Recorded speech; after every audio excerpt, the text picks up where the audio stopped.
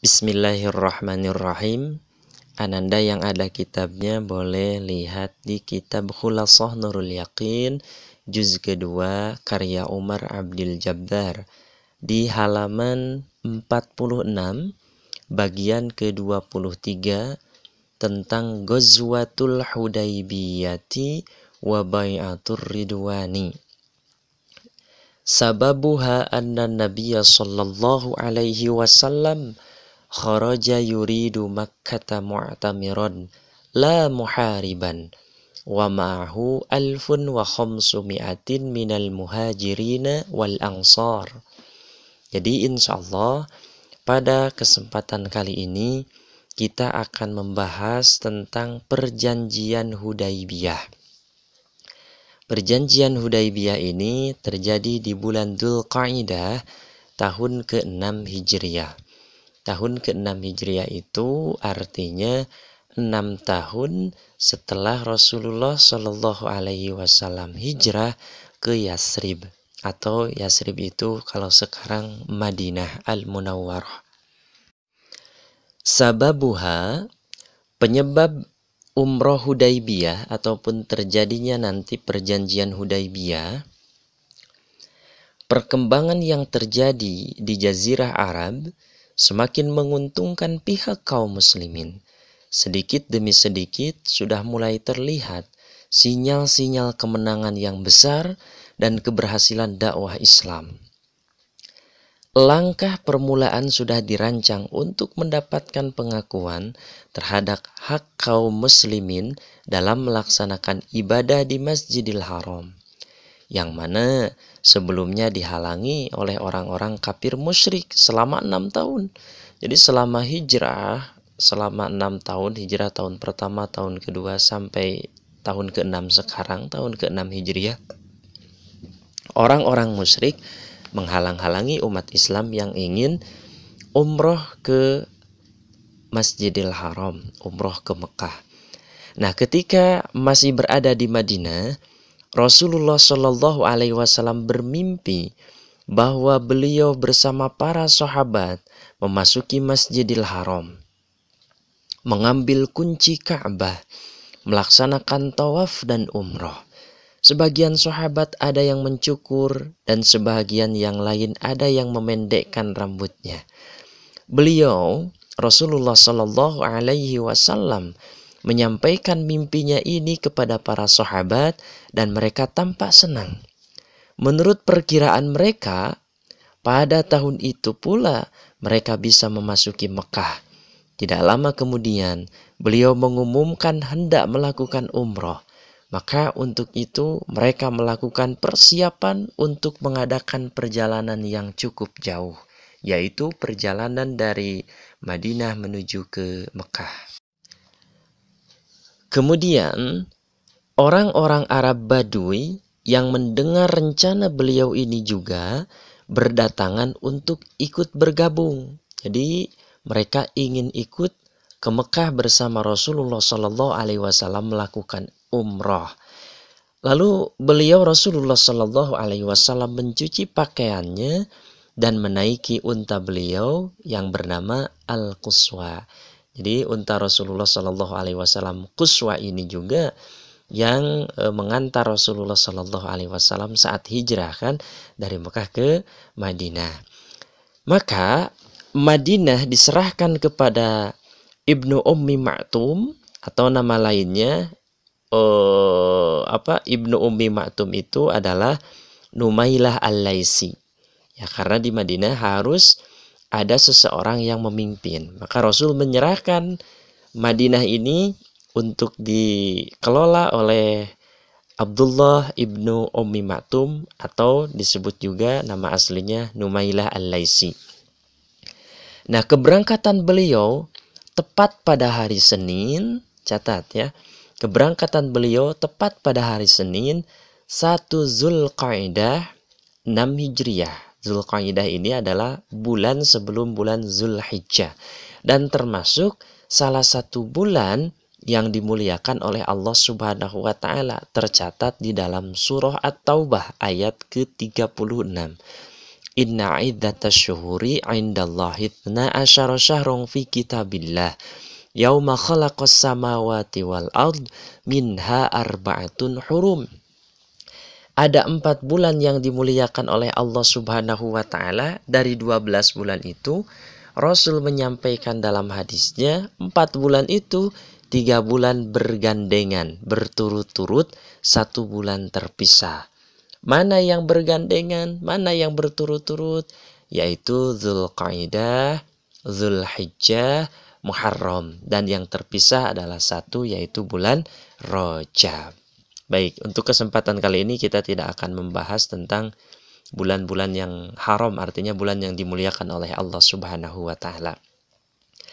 Nah, di antara istri beliau, istri Rasulullah Sallallahu Alaihi Wasallam, karena Rasul kalau bepergian apalagi jauh selalu membawa istrinya.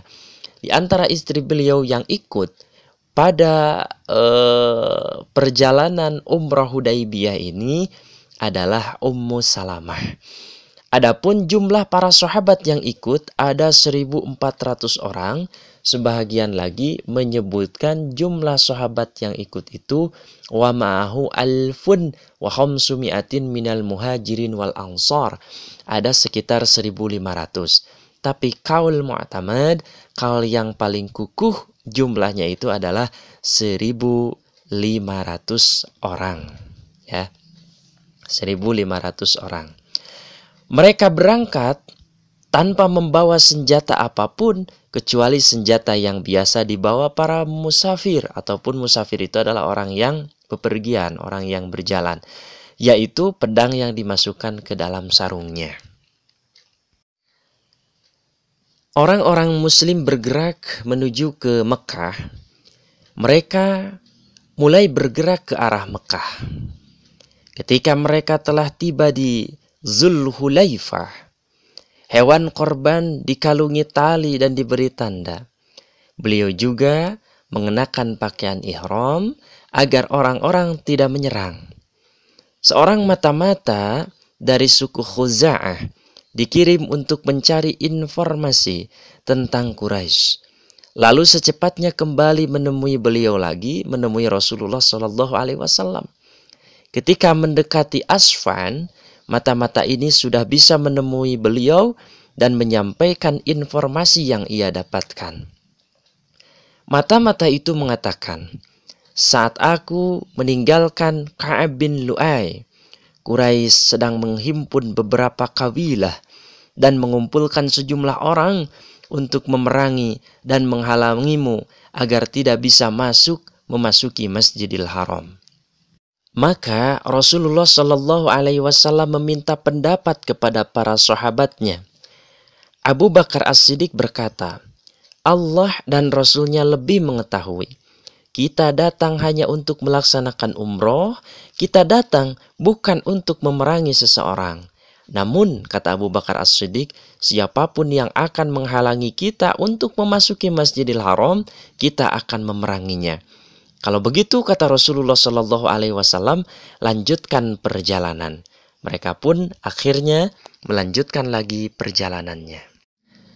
Lalu bagaimana dengan sikap orang Quraisy untuk menghentikan perjalanan Rasulullah Shallallahu Alaihi Wasallam menuju ke Masjidil Haram? Nah, orang Quraisy setelah mendengar keberangkatan Rasulullah Shallallahu Alaihi Wasallam, kaum Quraisy segera bermusyawarah.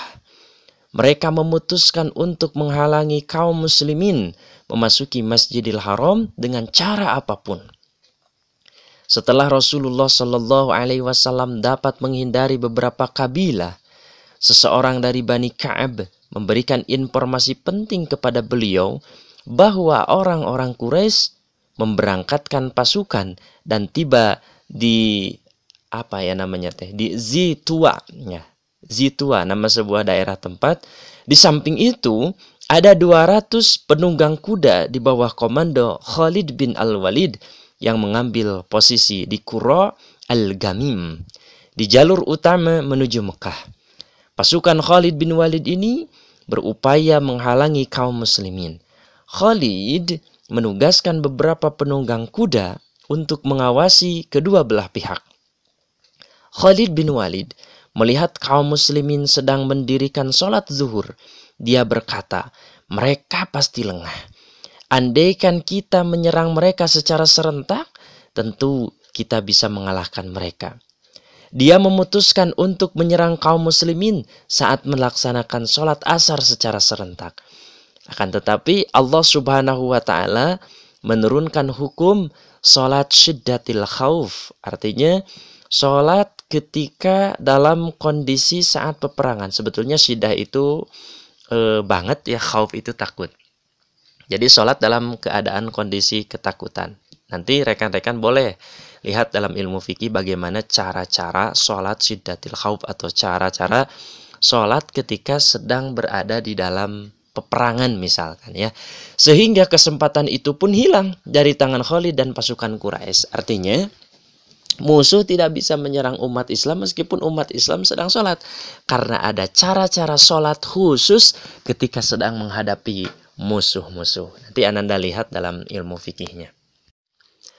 Rasulullah Shallallahu Alaihi Wasallam mengambil jalur yang sulit dan berat di antara celah-celah gunung bersama para sahabat ke arah kanan, melewati Al-Hamsi menuju Saniyatil Muror sebelum turun ke Hudaybiyah. Beliau tidak melewati jalan utama menuju Mekah yang melewati Tan'im, atau beliau tidak mengambil jalan ke arah kiri. Setelah Khalid bin Al-Walid dan pasukannya melihat kempulan ataupun debu-debu yang berterbangan yang ditinggalkan kaum muslimin, dan dia menyadari bahwa mereka telah lolos, maka secepatnya dia kembali ke Mekah dan memperingatkan kaum Quraisy.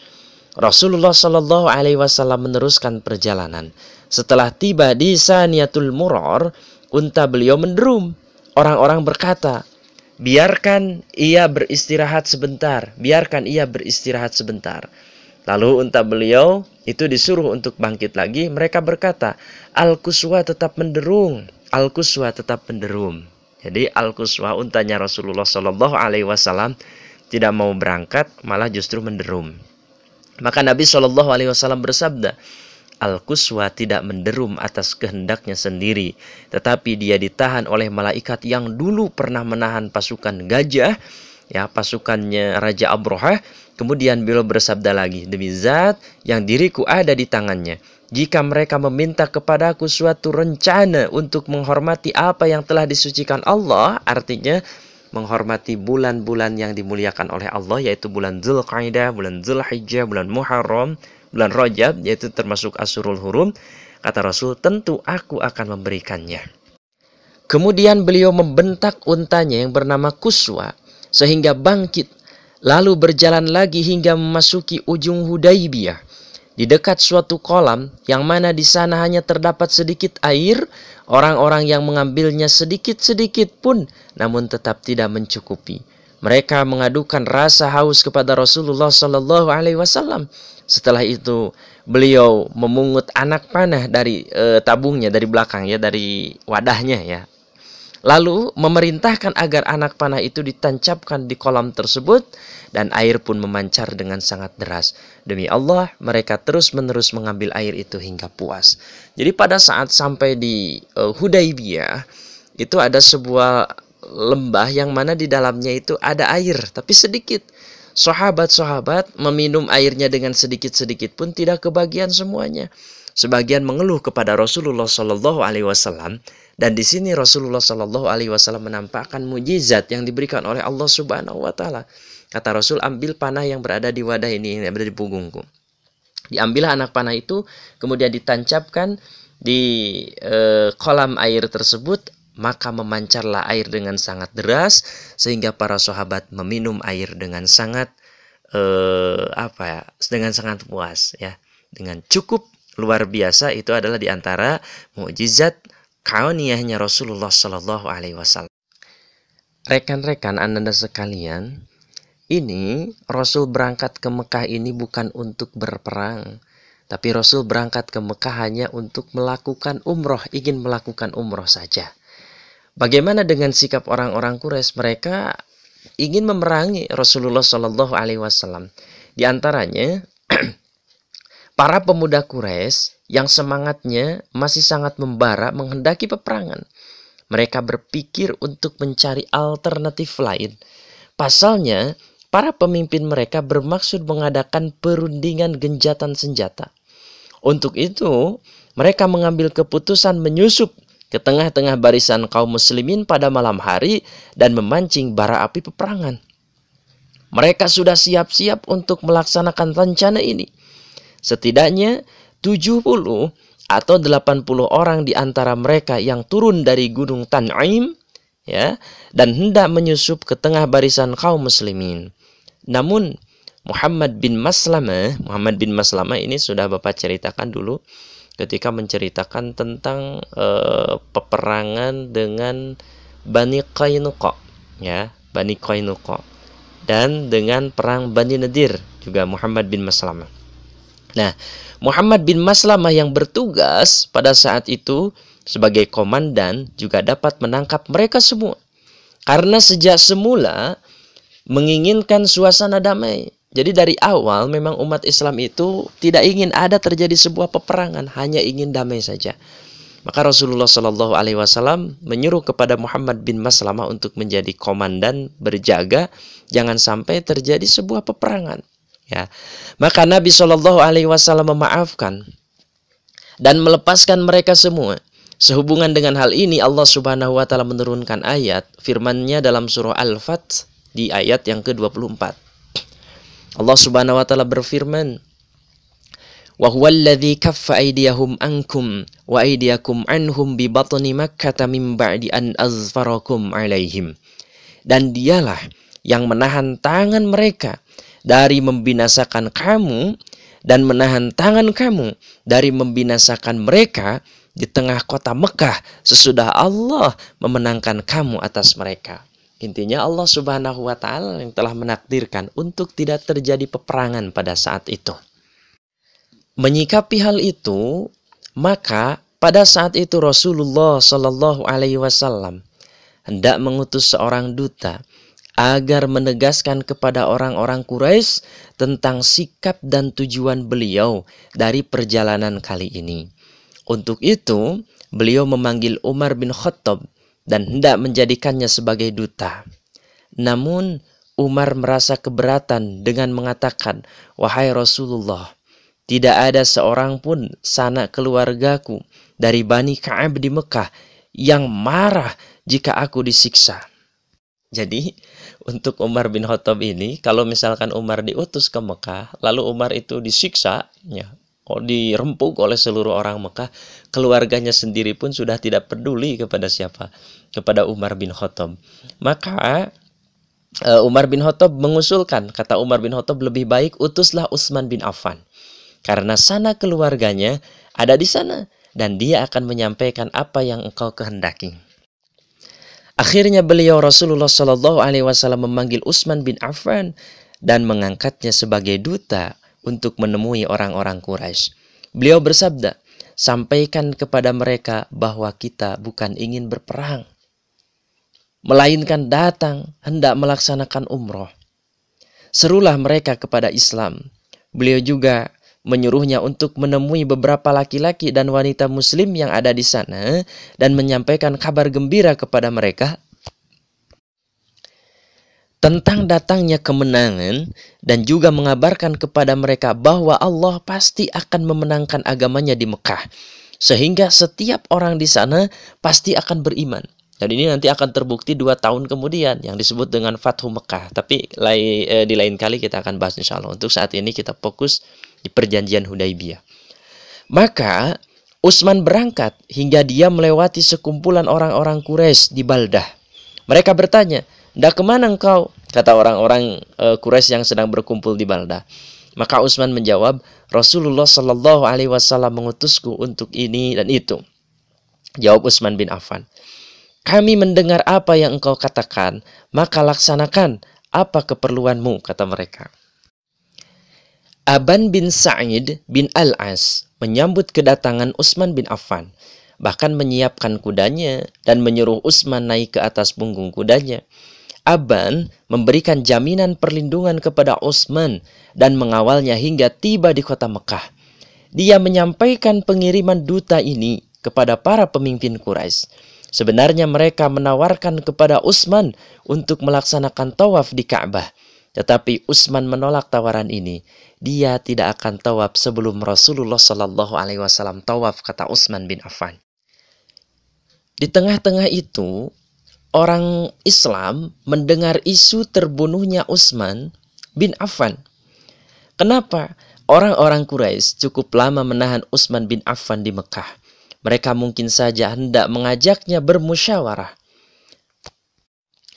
Memecahkan masalah yang sangat rawan ini, dan mereka merasa puas.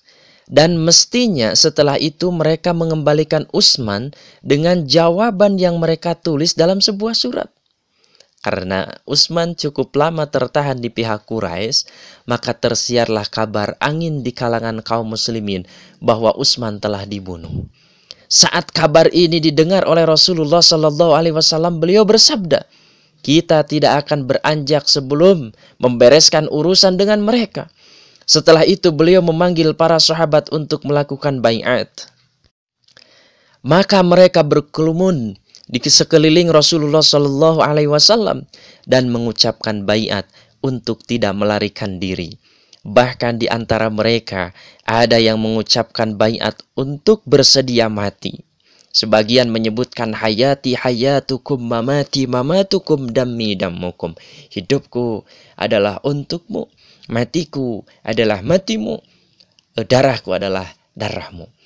Orang pertama yang mengucapkan baiat adalah Abu Sinan al-Asadi. Sementara itu, Salamah bin al-Aqwa mengucapkan baiat di hadapan beliau untuk bersedia mati hingga 3 kali. Sekali dia ucapkan di depan kerumunan orang, sekali di tengah kerumunan orang, dan sekali lagi di belakang kerumunan orang. Dalam baiat ini, beliau memegang tangannya sendiri, lalu bersabda, ini baiat untuk Utsman. Hanya seorang saja yang tidak ikut dalam proses baiat ini. Dia dari golongan orang-orang munafik yang dulu dipimpin oleh Abdullah bin Ubay bin Salul. Siapa namanya? Namanya adalah Jad bin Qais. Baiat ini dilaksanakan oleh Rasulullah Shallallahu Alaihi Wasallam di bawah sebuah pohon. Umar memegang tangan beliau, memegang tangan Rasulullah Shallallahu Alaihi Wasallam, sedangkan Ma'qil bin Yasar memegangi dahan pohon agar tidak mengenai Rasulullah Shallallahu Alaihi Wasallam.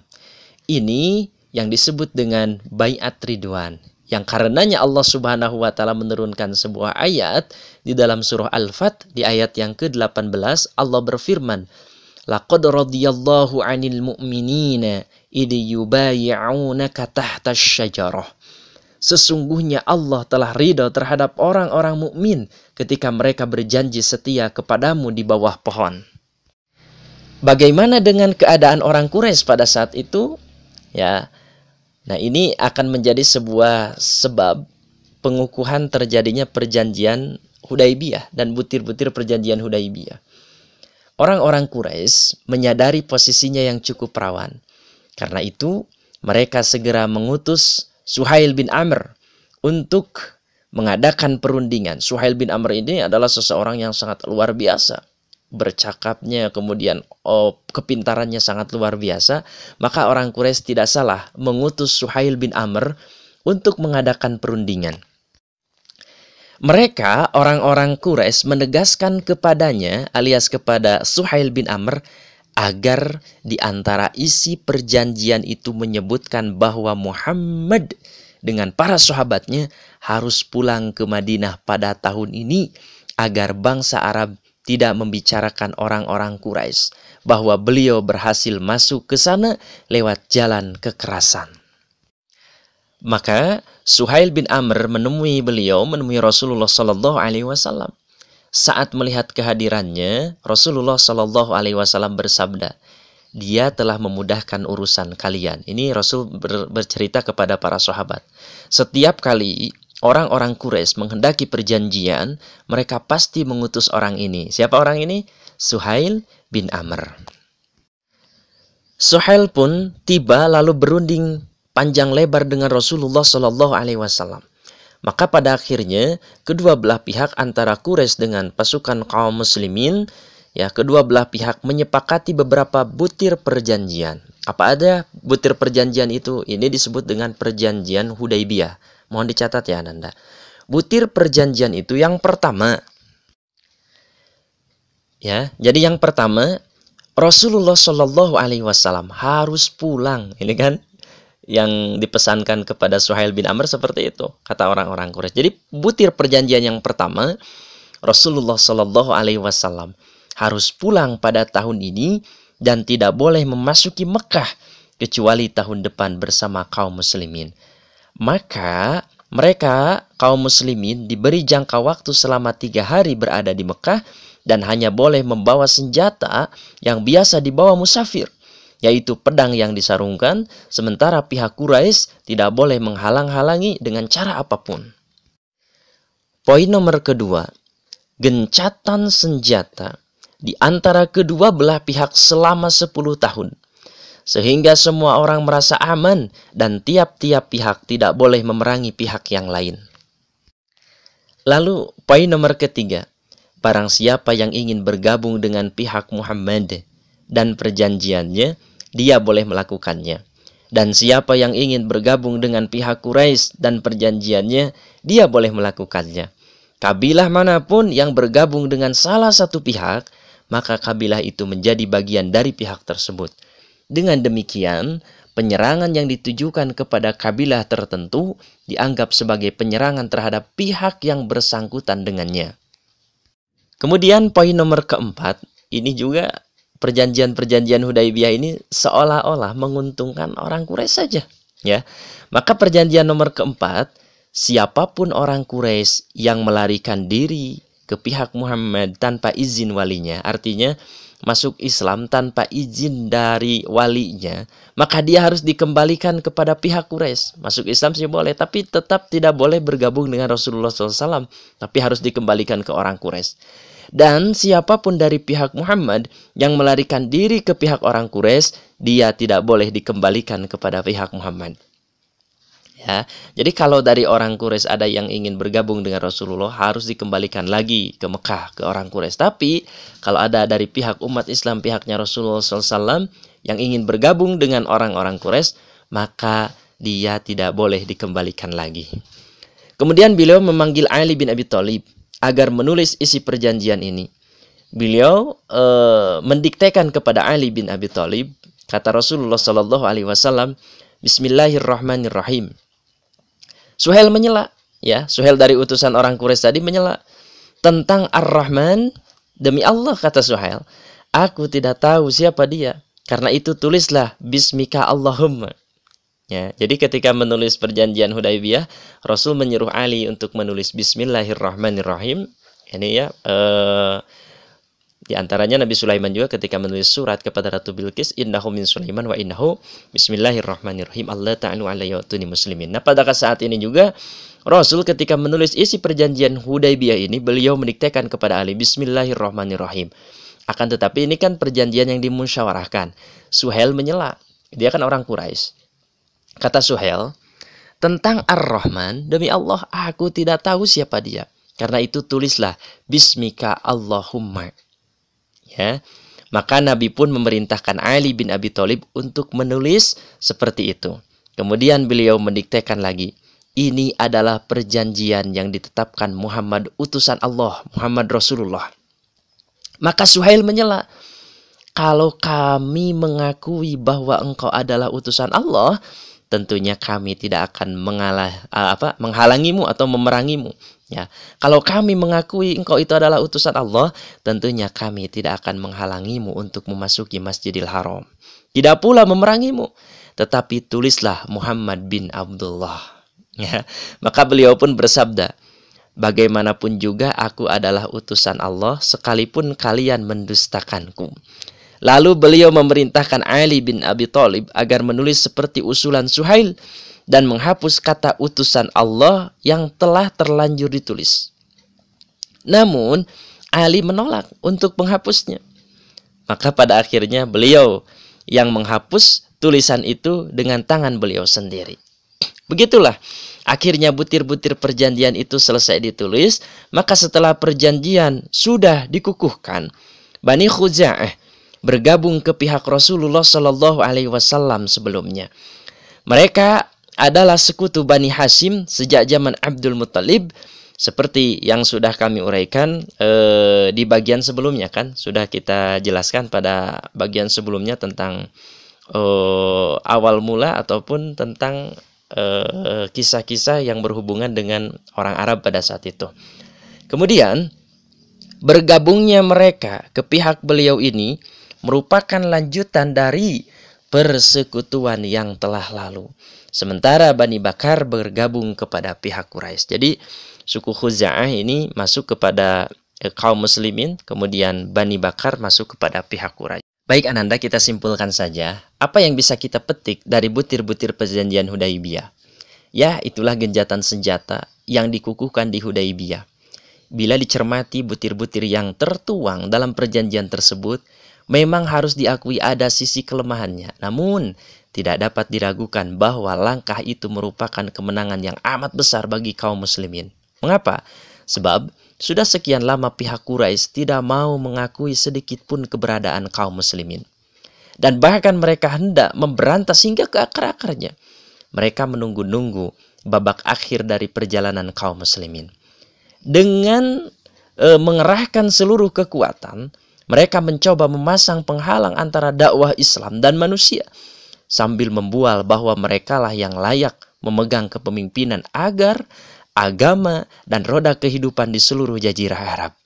Meskipun hanya pengukuhan perjanjian, ini sudah bisa dianggap sebagai pengakuan terhadap kekuatan kaum muslimin. Di samping orang-orang Quraisy merasa tidak sanggup lagi menghadapi mereka. Jadi orang-orang Quraisy sebetulnya melakukan perjanjian ini sudah sangat gentar sekali dengan orang-orang Islam. Lalu di dalam butir ketiga di perjanjian Hudaibiyah itu, ya, butir ketiga dari perjanjian tersebut menunjukkan bahwa pihak Quraisy lupa terhadap kedudukannya sebagai pemegang roda kehidupan dunia dan kepemimpinan agama. Mereka tidak lagi memperdulikan hal ini. Yang mereka pikirkan kini adalah keselamatan diri mereka sendiri.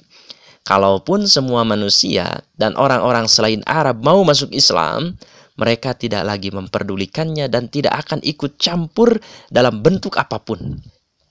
Ya, bukankah sebenarnya hal ini merupakan kegagalan yang talak, ya, kegagalan yang sangat luar biasa bagi pihak Quraisy, dan sebaliknya merupakan kemenangan yang nyata bagi pihak kaum muslimin.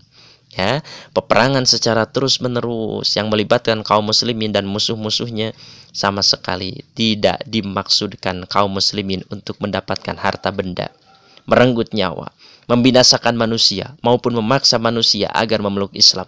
Satu-satunya tujuan yang hendak mereka gapai dari berbagai peperangan itu ialah ingin menciptakan kebebasan yang utuh bagi manusia dalam masalah akidah dan agama. Allah Subhanahu wa taala berfirman di antaranya dalam surah Al-Kahfi ayat 29. Faman syaa'a falyu'min wa man syaa'a falyakfur. Maka barang siapa yang ingin beriman, hendaklah ia beriman, dan barang siapa yang ingin kafir ataupun kufur, biarlah ia kafir. Dengan adanya gencatan senjata ini, dengan adanya kebebasan ini, kaum muslimin bisa menorehkan keberhasilan yang sangat besar di bidang dakwah. Jumlah mereka yang tidak lebih dari 3.000 orang sebelum genjatan senjata semakin bertambah banyak setelah adanya genjatan senjata ini. Selama 2 tahun setelah itu, pasukan Islam telah bertambah menjadi 10.000 prajurit, yaitu saat menaklukkan Mekah. Ya, butir kedua perjanjian itu juga merupakan kemenangan kedua yang besar bagi kaum muslimin. Mereka bukan pihak yang mengawali peperangan, melainkan pihak Quraisy yang mengawalinya. Allah Subhanahu wa taala berfirman di dalam surah At-Taubah di ayat yang ke-13, "Wahum bada'ukum awwala marrah." Dan merekalah yang pertama kali memulai memerangi kamu, ya. Maka semua aktivitas militer yang dilakukan kaum muslimin dimaksudkan hanya untuk mengantisipasi arogansi orang-orang Quraisy dan ulah mereka yang selalu menghalang-halangi manusia dari jalan Allah Subhanahu wa taala atau membalas perlakuan buruk mereka. tiap-tiap pihak mengambil tindakan dengan alasannya sendiri. Jadi perjanjian gencatan senjata selama 10 tahun yang akan membatasi arogansi dan penolakan ini merupakan bukti kegagalan, kelemahan, dan kehancuran kaum Quraisy sejak awal peperangan. Dan untuk butir pertama perjanjian itu merupakan batas akhir bagi kaum Quraisy yang selalu menghalangi seseorang untuk memasuki Masjidil Haram. Ini juga merupakan kegagalan bagi bangsa Quraisy. Butir ini hanya akan memberikan kesempatan bagi Quraisy untuk menghalangi manusia yang akan memasuki Masjidil Haram selama 1 tahun saja. Pihak Quraisy memberikan 3 celah ini kepada kaum muslimin. Mereka hanya memiliki 1 celah saja, yaitu butir keempat. Tetapi celah ini pun sebenarnya tak banyak artinya. Di sini tidak ada sesuatu yang membahayakan kaum muslimin. Sebagaimana diketahui, selama seseorang disebut orang muslim, dia tentu tidak akan lari dari Allah dan Rasulullah Shallallahu Alaihi Wasallam. Tidak akan lari dari Allah dan Rasulnya. Tidak meninggalkan wilayah Islam, kecuali memang dia murtad secara lahir dan batin. Jika dia murtad, Islam dan kaum muslimin sama sekali tidak membutuhkan dirinya.